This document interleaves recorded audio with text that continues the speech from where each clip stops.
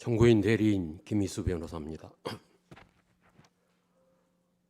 헌법재판소가 힘들고 어려운 여건 속에서 당사자 쌍방의 공평한 기회를 보장하고 법이 정한 절차와 헌법재판소가 확립한 선례에 따라 오늘 2회의 변론 준비 기일과 11회의 변론 기일을 진행해 주신 데 대해 먼저 경의를 표합니다. 이 기회를 통해 국회 소추 대리인단은 피청구인에 대한 파면 사유와 필요성을 충분하게 주장하고 소명 입증할 수 있었습니다.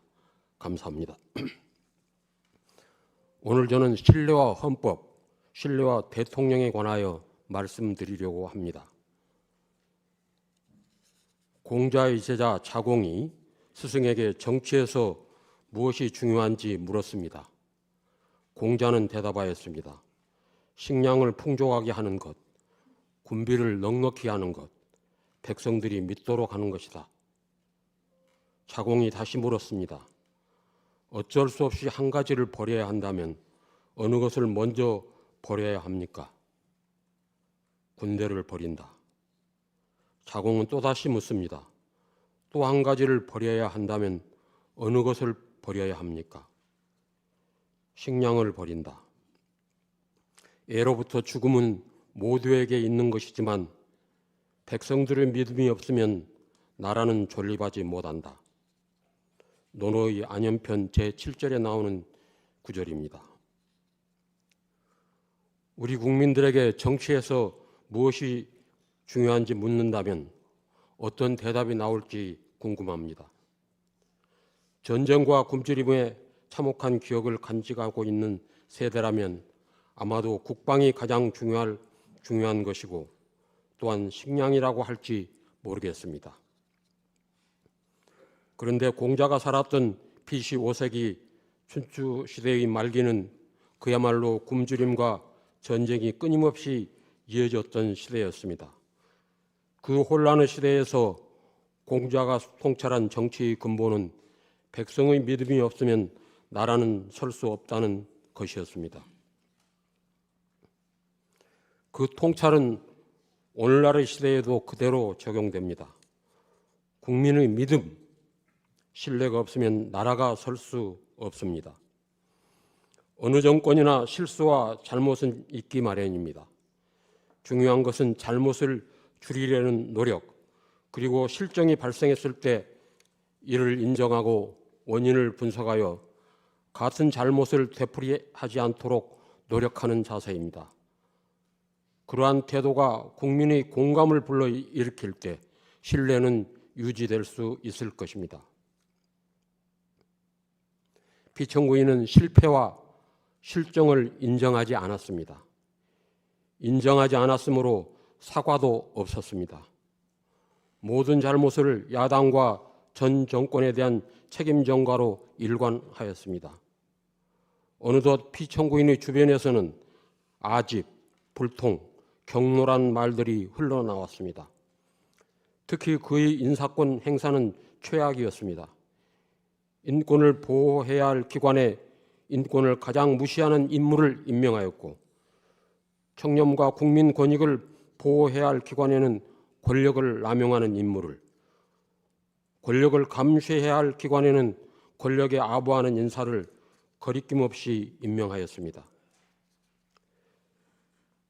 배우자에 대한 의혹은 피청구인이 가장 큰 리스크였다고 할 수 있습니다. 국정에 밀착해 적극 개입한다는 말들이 정권 초부터 지속적으로 나오고 있었습니다. 주가 조작, 명품백 수수 혐의 등에 대해 야당이 제출한 특별검사 법안에 대통령은 거부권을 고집스럽게 행사하였습니다. 최상병 특검법 등 다른 법안들에 대해서도 마찬가지였습니다. 피청구인도 국민으로부터 신뢰와 존경을 얻고 싶었을 것입니다. 그가 자신의 위기를 벗어나기 위해 사용한 것은 국가 긴급권과 국군 통수권이었습니다. 비상계엄이라는 극단적인 수단으로 자신의 정치적 반대자를 척결, 곧 없애버리고자 하였습니다. 주권자를 보호하는 데 사용해야 할 헌법상의 권력을 주권자를 공격하는 도구로 사용했습니다. 그의 비상계엄은 헌법에 명시적으로 규정된 요건과 절차에 전혀 맞지 않았고 국회의 계엄 해제 의결을 폭력을 써서 저지하려 했으나 노렸던 반전은 일어나지 않았습니다. 계엄 실행 과정이 실패로 돌아가자 피청구인은 심지어 자신의 명령을 수행한 부하들에게조차 신의를 다하지 않았습니다. 자신의 책임을 모면하기 위해 부하들에게 모든 죄책을 떠넘기며 그들의 충성심을 배반하였습니다. 이러한 피청구인이 국민으로부터 신뢰와 존경을 얻으려 했다면 참으로 아이러니한 일입니다. 대통령은 국정 최고 책임자로서 최고의 권력자입니다. 헌법은 대통령이 최고의 권력을 갖고 있기에 그에게 헌법 수호 책임을 부여하고 있습니다.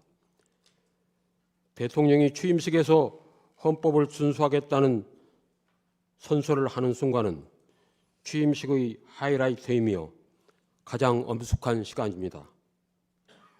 헌법을 수호하고 준수하겠다는 것은 국민들과 대통령과의 약속이므로 그 약속을 지키는 것이야말로 국민들로부터 신뢰를 받는 절대적 조건입니다. 피청구인이 위반한 헌법 규정과 원칙들은 민주주의 체제를 지키는 가장 중요한 것입니다. 그러므로 피청구인은 대통령으로서 헌법 수호의 책임을 다하지 못했다는 정도에 그치는 것이 아니라 적극적으로 헌법을 파괴하는 행위로까지 나아간 것입니다. 국민들이 부여한 신뢰를 최악의 방법으로 배신함으로써 민주공화국에 대한 반역 행위를 저지른 것입니다. 공자는 정치에 대한 신뢰가 없으면 나라가 존립하지 못한다고 강조하였습니다. 공자가 말한 정치에 대한 신뢰를 오늘날의 언어로 바꾸어 말한다면 헌법에 대한 신뢰, 민주주의에 대한 신뢰라고 말할 수 있습니다. 민주주의가 보호하는 것들은 특별한 것들이 아닙니다. 상식적이고 평범한 것들입니다. 민주공화국, 인간으로서의 존엄과 가치, 법 앞의 평등, 양심의 자유, 언론 출판의 자유, 집회 결사의 자유, 학문과 예술의 자유, 보통 평등 직접 비밀 선거의 원칙 같은 것들입니다. 헌법에는 민주주의가 보호하는 이런 원칙들, 평범하지만 소중한 권리들이 적혀 있습니다. 이들은 우리 일상에서 상식적이고 평범한 것들이지만 결코 당연한 것은 아니었습니다. 이 평범한 민주주의 가치를 지키기 위해서 많은 사람들이 목숨을 걸어야 했고 피를 흘려야 했습니다. 자신의 삶을 걸고 싸워온 이 가치는 그대로 미래로 이어져 가야 합니다. 역사는 우리에게 경고합니다. 민주주의는 스스로 지키지 않을 때 왜곡되고 훼손되며 결국 무너지고 맙니다.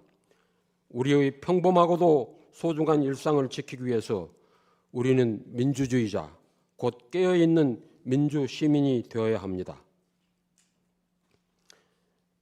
작년 12월 3일 피청구인은 비상계엄을 선포함으로써 이 모든 원칙과 권리들을 무너뜨리려고 했습니다. 평화로운 일상이 습격당한 그 순간에 우리는 민주공화국 최고의 권력이 오히려 민주주의와 헌법의 가장 큰 적이 될 수 있음을 확인할 수 있었습니다. 야당을 괴물로 민주주의 적이라고 규정한 피청구인이 스스로가 괴물이고 민주주의 적이라는 정체를 드러내는 것이었습니다. 피청구인 행위는 단지 자신에 대한 신뢰를 추락시킨 것만이 아닙니다. 그것은 민주주의와 헌법 그리고 국민들의 평화로운 일상에 대한 신뢰 모두를 흔들어 놓았습니다. 이제 공동체의 상식과 보편적인 원칙, 그리고 정치와 헌법에 대한 신뢰를 회복해야 합니다. 이는 어느 정파를 지지하거나 반대해서가 아닙니다. 오로지 대한민국이라는 민주주의 공동체를 위해서입니다. 헌법이 무너진 현실 속에서 시민들이 헌법전을 찾아 읽고 필사까지 하고 있다고 합니다. 헌법조문을 읽고 필사하며 슬픔과 좌절감을 느끼는 경우도 있지 않을까 걱정스럽기도 합니다. 하지만 지금이야말로 시민들이 민주주의와 헌법을 그 합당한 깊이에서 제대로 이해할 수 있는 축복의 시간이 될 수 있습니다.